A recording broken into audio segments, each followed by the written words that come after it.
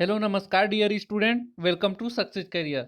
आज की इस वीडियो में हम बात करने वाले हैं सीटीआई यानी कि सीआईटीएस 2020 इंट्रेंस एग्जाम के, जो कि डीजल मैकेनिक के मॉडल पेपर के रूप में है और ये हिंदी में आपको प्रोवाइड किया जा रहा है। और पीडीएफ के पाने के लिए आप डिस्क्रिप्शन बॉक्स में लिंक को दे दिया गया है, आप वहाँ से डाउनलोड कर सकते हैं, जिसमें डीजल मैकेनिक के 8 सेट प्रैक्टिस सेट करवाए गए हैं, जो कि 75-75 क्वेश्चन, जो कि जैसे सीटीआई में एग्जाम में आएगा वो सारे क्वेश्चन है। तो चलिए वीडियो को स्टार्ट करते हैं पहले क्वेश्चन पे। देखिए, जो ये डीजल मैकेनिक का ये जो पीडीएफ है, आप इसे ले सकते हैं। सीटीआई जो सीआईटी 2020 के इंट्रेंस एग्जाम के लिए काफ़ी हेल्पफुल होगा। इसमें सीटीआई इंट्रेंस एग्जाम के प्रैक्टिस सेट करवाए गए हैं। नंबर ऑफ जो प्रैक्टिस सेट हैं 8 हैं, और प्रत्येक प्रैक्टिस सेट में 75 एमसीक्यू यानी कि 75 ऑब्जेक्टिव क्वेश्चन है, और उनके आंसर भी आपको प्रोवाइड किए गए हैं, जो कि हिंदी में है। तो इसे आप अपनी तैयारी कर सकते हैं इस पीडीएफ को लेके। आइए चलिए पहले क्वेश्चन पे चलते हैं। देखिए, पहला क्वेश्चन है, निम्न में से कौन सा विकल्प असत्य है? तो जो विकल्प असत्य है वो है F H P equal to I H P plus B H P, ये असत्य है।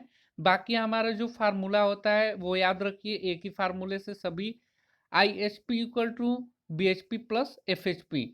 तो अब इसी को फार्मूले को हम तीन तरह से डिनोट कर सकते हैं। देखिए, बी एच पी को इधर रहने दीजिए, प्लस एफ एच पी है तो इधर जाएगा तो माइनस बन जाएगा, तो क्या हो जाएगा, B H P equal to I H P minus F H P.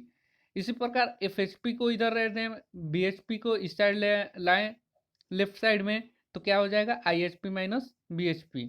तो आपको याद रखने का तरीका क्या है ये, देखिए, I equal to B plus F याद रखिएगा, बी एफ ना, I equal to B plus F, B F याद रखिएगा, इससे आपका फार्मूला याद रखिएगा, जो एग्जाम में आपका आने वाला क्वेश्चन है और इम्पोर्टेंट भी है।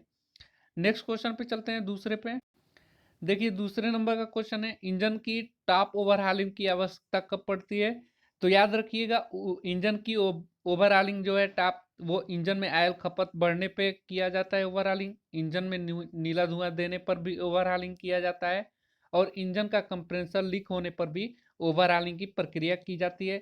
इस प्रकार तीनों ऑप्शन सही है, यानी कि उपरोक्त सभी स्थिति में हमें इंजन की ओवर हालिंग कराने की आवश्यकता पड़ती है।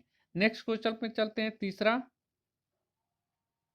देखिए, दिया है कि इंजन वाल्व को देर तक खुला रहना क्या कहलाता है? तो इंजन वाल्व को देर तक खुला रहना लैग पीरियड कहलाता है। क्या होता है कि इंजन की जो वाल्व होती हैं देर तक खुली रहती हैं। ठीक है, तो करेक्ट आंसर बी हो जाएगा। नेक्स्ट क्वेश्चन पे चलते हैं, चौथा दिया है। देखिए, निम्न में से सीआई इंजन का उदाहरण है, सीआई इंजन का उदाहरण बताना है। देखिए, सीआई इंजन क्या होता है, कंप्रेस इग्निशन इंजन, जिसमें कंप्रेशन के द्वारा इग्निशन होता है, उसे ही हम क्या बोलते हैं, सीआई इंजन बोला जाता है। तो इसमें बताना है सीआई इंजन क्या है। तो देखिए, सीआई इंजन हमारा जो होता है, पेट्रोल इंजन को भी बोला जाता है, गैस इंजन को भी, क्रूड ऑयल इंजन, यानी कि उपरोक्त सभी को कंप्रेस इग्निशन इंजन बोला जाता है। नेक्स्ट क्वेश्चन पे चलते हैं। दिया है कि पेट्रोल इंजन में पेट्रोल के स्थान पर डीजल उपयोग करने पर इंजन का क्या होगा ना। अगर पेट्रोल इंजन है तो उसमें पेट्रोल के स्थान पर अगर डीजल उपयोग करेंगे तो क्या होगा। तो याद रखिएगा, पेट्रोल इंजन में अगर हम डीजल डाल देंगे तो इंजन नहीं चलेगा। यही इसका विलोम क्वेश्चन बन सकता है कि डीजल इंजन में डीजल इस डीजल के स्थान पर पेट्रोल का उपयोग करने पे क्या होगा। तो डीजल इंजन में पेट्रोल का इस्तेमाल करने पे इंजन तो चल जाएगा, लेकिन नॉकिंग बहुत ज़्यादा अधिक होगा। तो दोनों याद रखिएगा, दोनों इंपॉर्टेंट क्वेश्चन है, एग्जाम में क्वेश्चन बनते हैं। देखिए, नेक्स्ट क्वेश्चन है 6 नंबर, दिया है, चूसड़ क्रिया के दौरान, ठीक है, चूसड़ क्रिया के दौरान डीजल इंजन में सिलेंडर में प्रवेश करता है। तो चूसड़ क्या होता है, यानी कि सक्शन, सक्शन क्रिया में के दौरान जो डीजल इंजन में सिलेंडर में प्रवेश करता है, केवल शुद्ध हवा, हवा का ईंधन का मिश्रण, केवल ईंधन, न हवा न ईंधन। तो याद रखिए, डीजल इंजन में क्या होता है कि केवल शुद्ध हवा सक्शन स्ट्रोक में अंदर जाता है, केवल शुद्ध हवा। और यही अगर बात पेट्रोल इंजन का होगा, तो सक्शन क्रिया में क्या होगी, चूसड़ क्रिया में पेट्रोल प्लस हवा, दोनों जाएगा ना, दोनों का मिक्सर जाएगा निश्चित मात्रा में, निश्चित अनुपात में। तो इस प्रकार आपका डीजल इंजन में सिलेंडर प्रवेश करता है चूसर के दौरान, केवल शुद्ध हवा, ए ऑप्शन सही होगा। नेक्स्ट क्वेश्चन है 7वां, दिया है कि निम्न में से किस प्रकार के इंजन में अच्छी बैलेंसिंग और अधिक समांतर टार्क पाया जाता है। तो अच्छी बैलेंसिंग और अधिकतर समांतर टार्क जो पाया जाता है इनलाइन इंजन में पाया जाता है, बी ऑप्शन सही होगा। नेक्स्ट क्वेश्चन पे चलते हैं, दिया है कि कौन सा इंजन अधिकतम दक्षता पर चलता है, आपको बताना है। तो जो इंजन की अधिकतम दक्षता पर कौन चलता है, inline engine, V shape engine, या अपोज्ड इंजन, या रेडियल इंजन। तो करेक्ट आंसर जो हो जाएगा इनलाइन इंजन जो होता है वो अधिकतम दक्षता पर चलता है। नेक्स्ट क्वेश्चन पे चलते हैं 9 नंबर। देखिए दोस्तों, इसको आप पीडीएफ को डिस्क्रिप्शन बॉक्स में से ले सकते हैं। इसमें 75 क्वेश्चन का 8 सेट है, यानी कि टोटल आपका 75 दूनी 150, और यानी कि 600 क्वेश्चन का आपका अवेलेबल है, पीडीएफ ले सकते हैं, जो आपकी एग्जाम में बहुत ही हेल्प करेगा। देखिए 9 नंबर का क्वेश्चन है, स्क्वेंजिंग निम्न के लिए किया जाता है। तो स्क्वेंजिंग निम्न किसके लिए किया जाता है, ऑयल प्रेशर के लिए, वेग के लिए, शक्ति निर्गम ईंधन खपत के लिए, या ईंधन खपत के लिए। तो इसके वेंजिंग जो प्रक्रिया है जो किया जाता है वो करेक्ट आंसर होगा। करेक्ट आंसर जो होगा शक्ति निर्गम ईंधन खपत के लिए। क्या होता है इसके वेंजिंग में, जो सिलेंडर के अंदर जो जली हुई एग्जॉस्ट गैसें होती हैं उसको फ्रेश एयर से बदलता है स्क्वेंजिंग क्रिया द्वारा। आइए नेक्स्ट क्वेश्चन पे बढ़ते हैं। देखिए नेक्स्ट क्वेश्चन दिया है, एक डीजल इंजन के सिलेंडर में डीजल कब इंजेक्ट होता है। तो एक डीजल इंजन के सिलेंडर में डीजल संपीड़न स्ट्रोक के समय टीडीसी के ठीक पहले होता है। याद रखिएगा, डीजल इंजन के सिलेंडर की डीजल कब इंजेक्ट होता है, संपीड़न स्ट्रोक यानी कि कंप्रेशन स्ट्रोक के समय, जब टॉप डेड सेंटर पे ठीक पहले होता है तो हमारा डीजल इंजन के सिलेंडर में डीजल इंजेक्ट होता है। नेक्स्ट क्वेश्चन है, निम्न से कौन सा उपकरण इंजन की गति को आरपीएम में दर्शाता है।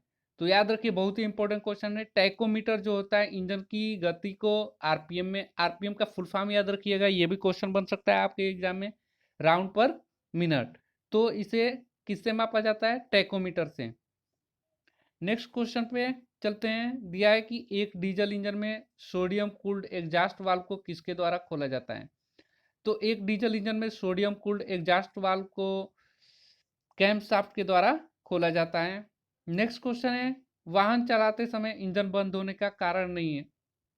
तो वाहन चलाते समय इंजन बंद होने का कारण नहीं है, तो वह है ईंधन का मिश्रण पतला होने से इंजन बंद नहीं होता है, ये कारण नहीं है। बाकी ईंधन की कमी होगी तो बंद हो सकता है, इंजन लुब्रिकेशन समाप्त हो तो भी इंजन बंद हो सकता है, इंजन कूलिंग सिस्टम काम न करे तो भी इंजन बंद हो सकता है, यानी कि करेक्ट आंसर जो होगा हमारा 4 होगा। नेक्स्ट क्वेश्चन पे बढ़ते हैं 14 नंबर, इंजन का आउटपुट पावर कम होने के कारण है। तो इंजन के आउटपुट के कारण जो होते हैं, इग्निशन टाइमिंग सही नहीं होता है तो आउटपुट पावर कम होगा, थ्रॉटल वाल्व नहीं खुलेगा तो भी हमारा आउटपुट पावर कम होगा, इंजन का ओवरहीट चलेगा तो भी आउटपुट पावर कम होगा। तो करेक्ट आंसर उपरोक्त सभी हो जाएंगे। नेक्स्ट क्वेश्चन पे चलते हैं, इंजन तेल की ज़्यादा खपत होने का कारण नहीं है। तो कारण नहीं है इंजन खपत होने का, सबसे ज़्यादा ईंधन इंजन की तेल ज़्यादा खपत होने का कारण नहीं है।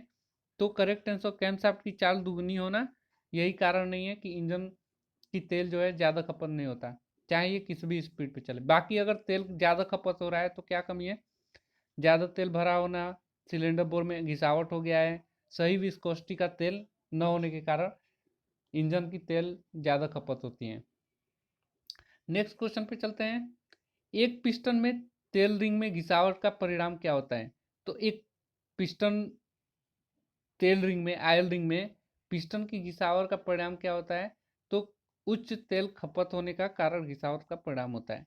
नेक्स्ट है, क्रैंक पिन का संक्रापन या अंडाकार घिसावट को सुधारने की विधि क्या कहलाता है। तो इस विधि को हम कहते हैं, मैं आंसर बता दे रहा हूँ, यह विधि ग्राइंडिंग कहलाता है, याद रखिएगा ग्राइंडिंग कहलाता है। क्रैंक पिन का संक्रापन या अंडाकार घिसावट को सुधारने की विधि ग्राइंडिंग कहलाता है ना। आइए ऑप्शन भी दिखा दे रहे हैं, करेक्ट आंसर आपका ग्राइंडिंग होगा। देखिए 18 नंबर का क्वेश्चन है, विलंब इंजेक्शन का कारण है। तो विलंब इंजेक्शन का कारण क्या है? इंजेक्शन टाइमिंग, टेपर सिलेंडर आकृति, फ्यूल पंप पर ईंधन आपूर्ति में कमी, लैग पीरियड, वाल्व टाइमिंग। तो करेक्ट आंसर विलंब इंजेक्शन का कारण जो है इंजेक्शन टाइमिंग के कारण है। नेक्स्ट क्वेश्चन पे बढ़ते हैं। 19 नंबर दिया है कि CRDI इंजन ईंधन प्रणाली का पूर्ण रूप क्या है? यानी कि CRDI का आपको फुल फॉर्म बताना है। तो याद रखिएगा CRDI का फुल फॉर्म जो होता है कॉमन रेल डायरेक्ट इंजेक्शन होता है। CRDI की मैं वीडियो बनाया हूँ, आप प्लेलिस्ट से देख सकते हैं। Common rail direct injection, CRDI का फुल फॉर्म याद रखिएगा। तो सारे फुल फॉर्म में आपको ऑटोमोबाइल से रिलेटेड जितने भी है उसे मैं वीडियो बना दे रहा हूँ और डिस्क्रिप्शन बॉक्स में भी लिंक मिल जाएगा आपको। नेक्स्ट क्वेश्चन पे चलते हैं। स्पार्क प्लग क्लियरेंस सेट किया जाता है। तो स्पार्क प्लग की क्लियरेंस सेट किया जाता है किसे? पोर्सलिन व सेंट्रल इलेक्ट्रोड के बीच में, या टर्मिनल सेंट्रल इलेक्ट्रोड के बीच में, या सेंट्रल व ग्राउंड इलेक्ट्रोड के बीच में। तो पोर्सलिन व ग्राउंड इलेक्ट्रोड के बीच में। तो याद रखिएगा सेंटर व ग्राउंड इलेक्ट्रोड के बीच में जो गैप रखा जाता है उसी से स्पार्क प्लग क्लियरेंस सेट होता है।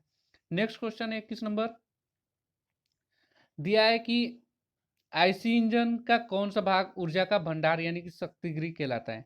तो आईसी इंजन का जो पार्ट है वो है गति पालक चक्र जो होता है, ऊर्जा का भंडार या शक्ति गृह कहलाता है। गति पालक चक्र क्या है? फ्लाईव्हील को गति पालक चक्र कहते हैं। क्या होता है कि पावर स्ट्रोक के दौरान उसे शक्ति मिल जाती है, बाकी 3 स्ट्रोक यानी कि सक्शन स्ट्रोक, कंप्रेशन स्ट्रोक और एग्जॉस्ट स्ट्रोक में इसी गति के कारण, फ्लाईव्हील के कारण हमें इंजन में शक्ति मिलती रहती है। बाकी एक स्ट्रोक में यानी कि पावर स्ट्रोक में सिर्फ शक्ति मिलता है और 3 स्ट्रोक में शक्ति देता रहता है, इसलिए हम गति पालक चक्र को हम शक्ति भंडार गृह कहते हैं। नेक्स्ट क्वेश्चन है सीआई इंजन में दहन ईंधन नहीं है। तो सीआई इंजन का मतलब क्या होता है? Compress ignition engine. तो कंप्रेस इग्निशन इंजन कौन सा होता है? पेट्रोल इंजन होता है। ठीक है, नेक्स्ट क्वेश्चन पे चलते हैं। कंप्रेस देखिए दहन ईंधन नहीं है, सीआई इंजन में दहन इंजन नहीं है, तो पेट्रोल इंजन क्या होता है? पेट्रोल इंजन में स्पार्क इग्निशन बोला जाता है ना। और कंप्रेस इग्निशन किस में होता है? डीजल के अंदर हो जाता है। डीजल में क्यों इसे कंप्रेस इग्निशन बोला जाता है? कि जो हमारा सिलेंडर है इसमें शक करके हवा को लिया जाता है और जब कंप्रेस होता है तो इसमें डीजल इंजेक्ट किया जाता है, कंप्रेशन के कारण ताप बढ़ जाता है, डीजल क्या होता है? जलने लगता है। इस प्रकार इसे हम क्या कहते हैं? CI engine compress ignition engine कहते हैं। नेक्स्ट क्वेश्चन है पिस्टन का तीसरा स्ट्रोक होता है। तो आपको याद रहना चाहिए सीरियल वाइज सभी स्ट्रोक। सबसे पहला जो होता है सक्शन स्ट्रोक, दूसरा कंप्रेशन स्ट्रोक, और तीसरा जो होता है पावर स्ट्रोक, और चौथा एग्जॉस्ट स्ट्रोक। तो चारों सीरियल वाइज याद रखिए। तो तीसरा स्ट्रोक कौन सा हुआ? Power stroke. पावर स्ट्रोक को हम कार्यकारी स्ट्रोक भी कहते हैं क्योंकि इसमें पावर मिलता है और पावर मिलने की वजह से ये कार्य करता है, तो इसलिए हम इसे कार्यकारी स्ट्रोक भी कहते हैं। ठीक है, याद रखिएगा, बहुत मस्त क्वेश्चन है। नेक्स्ट है क्लियरेंस आयतन कहलाता है। तो क्लियरेंस आयतन क्या कहलाता है? सिलेंडर में बीडीसी पर स्थित पिस्टन के ऊपर, सिलेंडर में टीडीसी पर स्थित पिस्टन के ऊपर, सिलेंडर में टीडीसी पर स्थित पिस्टन के नीचे, सिलेंडर में बीडीसी पर स्थित पिस्टन के नीचे। तो करेक्ट आंसर सिलेंडर में टॉप डेड सेंटर पर स्थित पिस्टन के ऊपर जो भाग होता है सिलेंडर के अंदर, याद रखिए सिलेंडर में टॉप डेड सेंटर पे जब पिस्टन होता है तो उसके ऊपर स्थित जो खाली स्थान होगा उसी को हम क्लियरेंस आयतन कहते हैं। इसका भी वीडियो मैं डिटेल बनाया हूँ, प्लेलिस्ट में आपका डीजल मैकेनिक में मिल जाएगा। सीटीआई डीजल मैकेनिक में डालिएगा, सारे वीडियो आपको मिल जाएंगे प्लेलिस्ट से। नेक्स्ट क्वेश्चन है दिया है कि इग्निशन टाइमिंग सेट किया जाता है। तो इग्निशन टाइमिंग कैसे सेट किया जाता है? बीडीसी पर पावर स्ट्रोक के प्रारंभ में, बीडीसी पर पावर स्ट्रोक के अंत में, और ऑप्शन देखते हैं टीडीसी पर सक्शन स्ट्रोक के प्रारंभ में, या टीडीसी पर कंप्रेशन स्ट्रोक के अंत में। तो करेक्ट जो आंसर होगा हमारा टीडीसी पर कंप्रेशन स्ट्रोक के अंत में। नेक्स्ट क्वेश्चन पे बढ़ते हैं। अपोज्ड इंजन में प्रयुक्त क्रैंकशाफ्ट की संख्या होती है। तो अपोज्ड इंजन में प्रयुक्त क्रैंकशाफ्ट की जो संख्या होती है वो 2 होता है, याद रखिएगा। नेक्स्ट क्वेश्चन पे बढ़ते हैं। ओडोमीटर द्वारा कितनी दूरी ज्ञात की जा सकती है? ये भी अच्छा क्वेश्चन है, क्योंकि हम तो ओडोमीटर डेली अपनी गाड़ियों में देखते हैं अगर बाइक वगैरह चलाते हैं, लेकिन कभी ध्यान नहीं देते हैं। तो याद रखिएगा, ओडोमीटर द्वारा हम अधिकतम दूरी ज्ञात कर सकते हैं। 99,999.9 किलोमीटर हम ज्ञात कर सकते हैं अधिकतम दूरी। बहुत ही अच्छा क्वेश्चन है और इम्पोर्टेंट क्वेश्चन है। नेक्स्ट क्वेश्चन पे बढ़ते हैं। स्पीडोमीटर के द्वारा वाहनों की चाल दर्शाया जाता है।